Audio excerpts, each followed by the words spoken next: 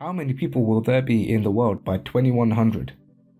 Well, the UN predicts that world population will rise to 9.7 billion by 2050 and a staggering 11.2 billion by 2100.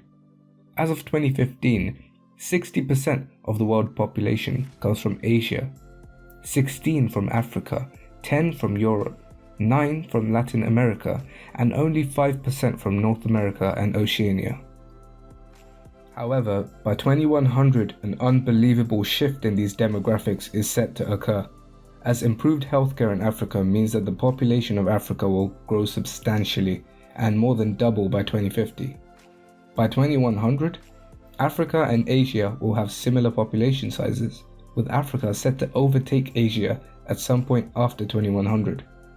Of course, this is only a prediction, and it's equally likely that improvements in education and technology may reduce fertility rates in Africa. Regardless though, Nigeria is set to overtake the US to become the world's third most populous nation as early as 2050. In Asia, populations will start to become older and smaller. Sadly, Japan's population will continue its seemingly endless decline and will end up at 83 million by 2100, with an average age of almost 60. In China and a lot of Southeast Asia, the average age will hover around 50 years old. However, South Asia will remain younger. India, for example, will have an average age of just over 40 years old and a population of around 1.5 billion. But it too will be experiencing a population decline from its peak of 1.8 billion in 2065. Europe's population will fall by around 100 million and average age will rise to about 60 years old.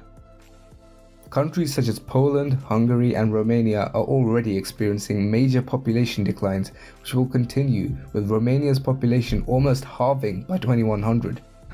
The Americas, on the other hand, are expected to grow pretty slowly. The US is expected to have a population of 460 million by 2100, up from 330 million today. Here are the rankings, and as you can see, some countries have fallen from their peak, whereas others are still rising. Remember though, it's important to consider that none of these estimates take into account future technology. Maybe by 2100 we'll have permanent colonies on Mars and the Moon, which means that population growth may accelerate due to the newfound resources and land available. We'll have technology which allows us to power our homes and populations far more efficiently and in much better ways. So rising population may not be that bad. Also, extreme poverty will likely be a thing of the past, with rising standards of living all across the world. On the other hand, the world may end up battling a different threat altogether, the threat of a falling population and failing economies. But more likely than not, we'll have a different economic system which takes into account the automation which would have happened by that point. Innovative policies such as UBI might make life more livable for everyone and also increase the quality of life for the lowest segment of society. So a large population might not actually be that bad after all. The truth is that it's impossible to predict. Remember, these rankings and all these forecasts are just extrapolations based on what we've already seen, so take these with a pinch of salt. Thanks for watching Econotechnic, and be sure to subscribe for more in the future.